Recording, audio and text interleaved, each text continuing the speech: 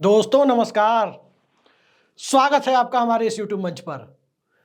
दोस्तों, मनमोहन सिंह अब हमारे बीच नहीं रहे। इस देश की सेवा कई रूपों में मनमोहन सिंह ने की, चाहे वो मंत्रालयों में सलाहकार, अतिरिक्त सचिव, एक्सपर्ट, एडवाइजर, तमाम तरह के रूप में, वित्त सचिव, वित्त मंत्री और प्रधानमंत्री, राज्यसभा में विपक्ष के नेता के तौर पर भी। लेकिन एक बुनियादी सवाल बार बार लोगों के मन में कौंधता है और सत्ता पक्ष के करीबी लोग मौजूदा दौर में इस बात को अक्सर दोहराते भी रहते हैं कि हम कोई नया काम तो कर नहीं रहे, जो मनमोहन सिंह ने आगे बढ़ाया था उसी को हम और आगे बढ़ा रहे हैं। लेकिन क्या वाकई नरेंद्र मोदी की सरकार वही काम कर रही है, उन्हीं नीतियों पर चल रही है जो डॉक्टर साहब ने आगे बढ़ाया था? बड़ा बुनियादी फर्क है। बहुत सामान्यकरण, बहुत जनरलाइजेशन करके जिस प्रकार से बता दिया जाता है कि राव मनमोहन मॉडल के तहत जो आर्थिक आजादी की बात कही जाती है, लाइसेंस परमिट राज के खात्मे की बात कही जाती है, उसे ही मनमोहन सिंह की नीतियों के बाद, उनके दौर के बाद मोदी सरकार आगे बढ़ा रही है, जबकि हकीकत इसके एकदम उलट है। दरअसल मनमोहन सिंह की सरकार ने कॉरपोरेट रजवाड़े पैदा करने की दिशा में कदम नहीं उठाए थे। नरेंद्र मोदी की सरकार इस देश में कॉरपोरेट रजवाड़े पैदा कर रही है। और कॉरपोरेट रजवाड़े कैसे मनमोहन सिंह ने पैदा नहीं किए, कैसे नरेंद्र मोदी की सरकार पैदा कर रही है, इसके बुनियादी फर्क को समझने के लिए थोड़ा पीछे आपको ले चलते हैं। 15 अगस्त 1947 को एक विभाजित देश की विभाजित अर्थव्यवस्था हमारे राष्ट्र निर्माताओं को मिली थी। और उस वक्त इस देश में कॉरपोरेट के पास था क्या? कलकत्ता में कुछ उद्योग बिरला के पास थे, जमशेदपुर में टाटा का बोलबाला था, और थोड़ा बहुत कहीं डालमिया वगैरह का था, और इसके अलावा बजाज ग्रुप का अपना स्कूटर वगैरह बनाने वाला छोटा मोटा काम था। मोटे तौर पर इस देश के कॉरपोरेट के पास इतनी पूंजी नहीं थी कि इस देश में अर्थव्यवस्था को उस रूप में चलाया जा सके जिस रूप में लोग अमेरिका और ब्रिटेन की बात करते थे। और नतीजा यह हुआ कि बीच का रास्ता जवाहरलाल नेहरू और उनके आर्थिक नियंताओं ने निकाला, देश को मिश्रित अर्थव्यवस्था के रास्ते पर ले गए। समाजवादी ढांचे के तहत मिश्रित अर्थव्यवस्था का ढांचा, उसमें सरकार ने कंपनियां खोली, इंश्योरेंस कंपनी LIC के रूप में आई, GIC के रूप में आई। ठीक इसी तरह से बैंकों का नेशनलाइजेशन बाद के दौर में हुआ, स्टेट बैंक ऑफ इंडिया को खोला गया, और तमाम तरह के सरकारी उद्योग, चाहे वो स्टील सिटी की स्थापना हो, वो पब्लिक प्राइवेट पार्टनरशिप में न होकर कहीं पब्लिक तो कहीं प्राइवेट, दोनों तरीके से किया गया। बाल्को नाल्को, शुरुआती दौर में तो हिंडाल्को भी, सब के सब सरकारी क्षेत्र में खोले गए, क्योंकि प्राइवेट सेक्टर उतनी बड़ी पूंजी उसके पास या तो थी नहीं या लगाने का इच्छुक नहीं था। अब जरा उससे आगे आते हैं। राजीव गांधी के साथ एक नई सोच का प्रधानमंत्री इस देश को मिला।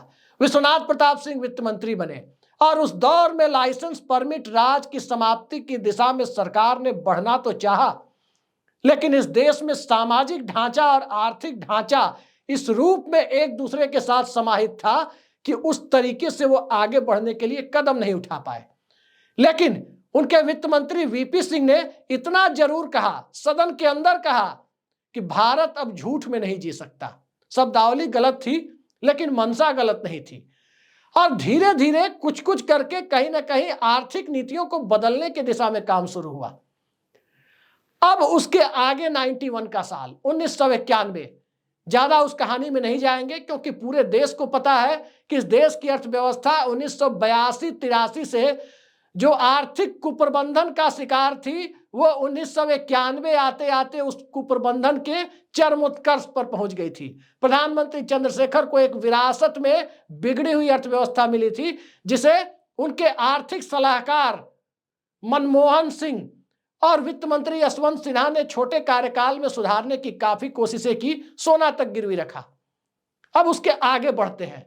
नरसिम्हा राव आए, नया दशक, नया भारत, और एक त्रासद परिस्थितियों में बने हुए प्रधानमंत्री, क्योंकि राजीव गांधी की बेहद त्रासद परिस्थितियों में अंत हुआ था उनका।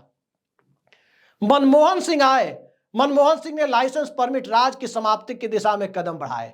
और इस देश के अंदर मनमोहन सिंह ने क्या किया और नरेंद्र मोदी ने कैसे इस देश में उसे उस आर्थिक नीतियों पर कॉरपोरेट रजवाड़ों का दखल करा दिया, इस फर्क समझने के लिए दो तीन चीजें और दो तीन उदाहरण समझना बड़ा जरूरी है।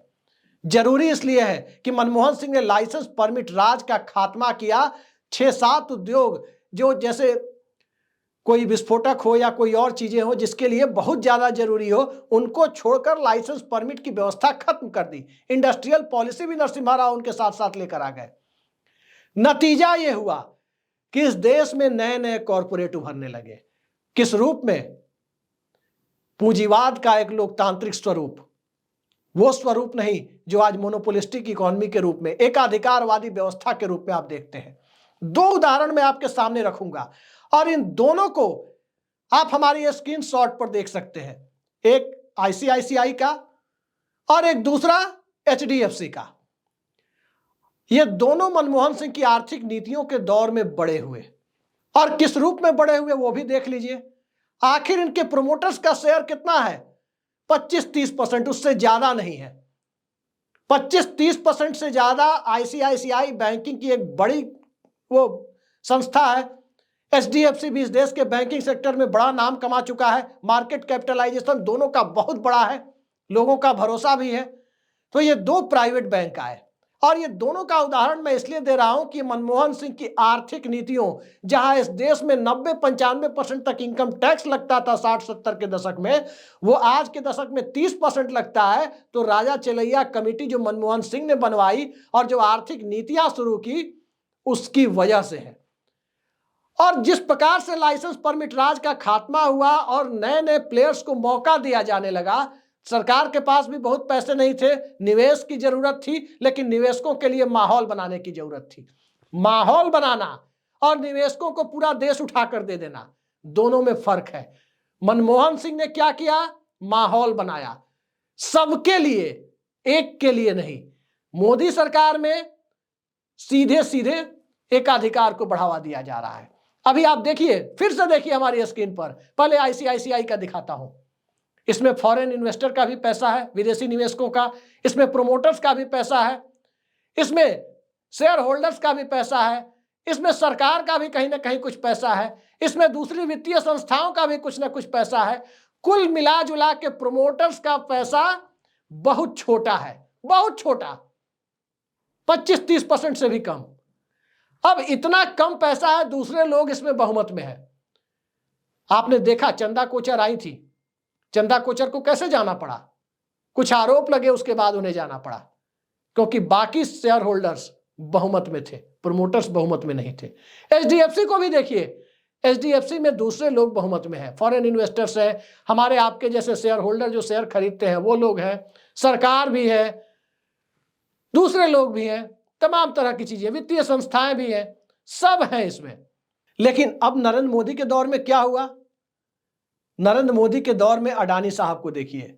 अडानी की कंपनियों में 70 से 75% तक हिस्सा, कोई भी कंपनी आप उठा करके देखिए, ज्यादातर कंपनी, अडानी की कंपनियों में 70 से 75% हिस्सा प्रोमोटर्स का है, यानी अडानी परिवार के किसी न किसी सदस्य का या सामूहिक रूप से परिवार का है। अगर कंपनी 100 रुपए की है अडानी की, तो 70-75 रुपए का हिस्सा उसमें अडानी परिवार का है, यानी प्रोमोटर्स का है। बाकियों का हिस्सा, इन्वेस्टर का हिस्सा, वित्तीय संस्थाओं का हिस्सा, आपके हमारे जैसे शेयर मार्केट में शेयर खरीदने वालों का हिस्सा, दूसरी संस्थाओं का पैसा, ये 20-25-30% के दायरे में है। यानी कंपनी पर पूरा कब्जा अडानी का है। यही हाल दूसरे का है, हालांकि दूसरे को मौका भी कम मिल रहा है। यह फर्क है मनमोहन सिंह सरकार की आर्थिक नीतियों, वित्त मंत्री या अर्थशास्त्री मनमोहन सिंह या प्रधानमंत्री मनमोहन सिंह और नरेंद्र मोदी सरकार की आर्थिक नीतियों के बीच का फर्क। और इस फर्क को समझे बिना ये जनरलाइज करके कह देना कि वही काम नरेंद्र मोदी कर रहे हैं जो जिसे मनमोहन सिंह ने अधूरा छोड़ा था, यह निहायत ही गलत और मिथ्या प्रचार है। दरअसल मनमोहन सिंह ने पूंजी जुटाने के लिए निजी क्षेत्र के लिए रास्ता खोला था। मनमोहन सिंह वो प्रधानमंत्री थे जो नहीं चाहते थे कि इस देश में कंस्ट्रक्शन का काम अकेले लार्सन एंड टुब्रो करे, गैमन इंडिया करे, तमाम दूसरे लोग आए जो इस देश में कंस्ट्रक्शन के मामले में बड़ा काम कर सकते हैं। आज क्या हो रहा है? सीमेंट कंपनी किसी की, किसी न किसी तरीके से ईडी जाती है, न्यूज चैनल किसी का किसी न किसी तरीके से ईडी पहुंचती है, उस सब किसी एक खास व्यक्ति के पास चला जाता है। यही इस देश में हो रहा है। यानी कॉरपोरेट रजवाड़े नरेंद्र मोदी की सरकार ने पैदा किए। मनमोहन सिंह की आर्थिक नीतियों ने, आप बता दीजिए कि मनमोहन सिंह के दौर में कोई ऐसा उद्योगपति जो मनमोहन सिंह की आर्थिक नीतियों से बहुत बड़ा बन गया? नहीं बना। लेकिन इस देश की अर्थव्यवस्था ने 7, 8, 9% की विकास दर हासिल की।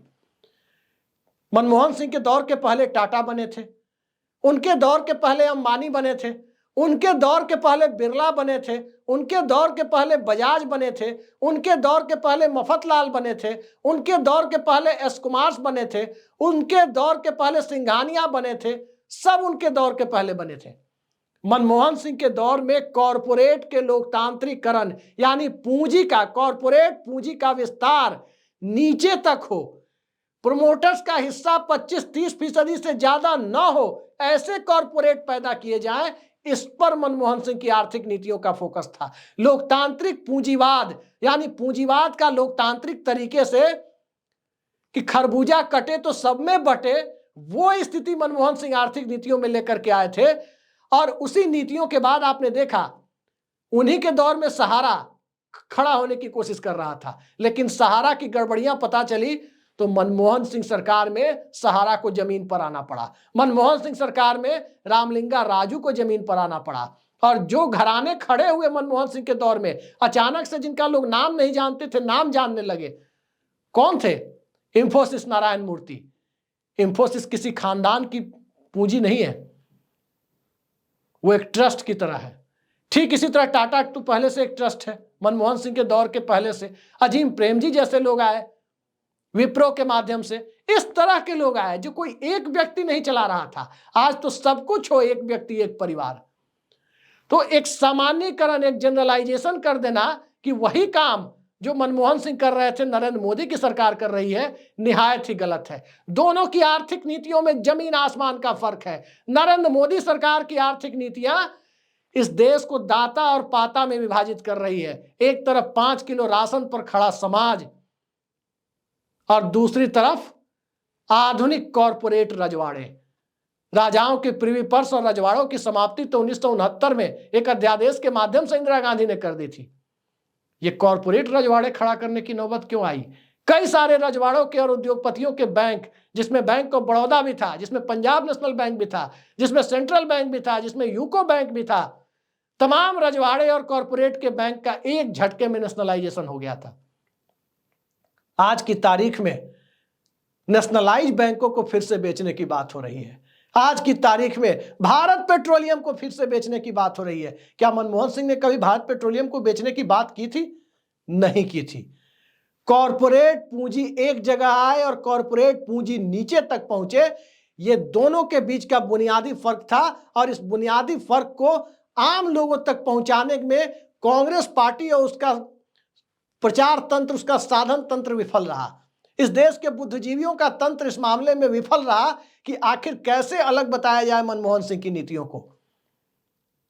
आज की तारीख में मनमोहन सिंह अब हमारे बीच नहीं है।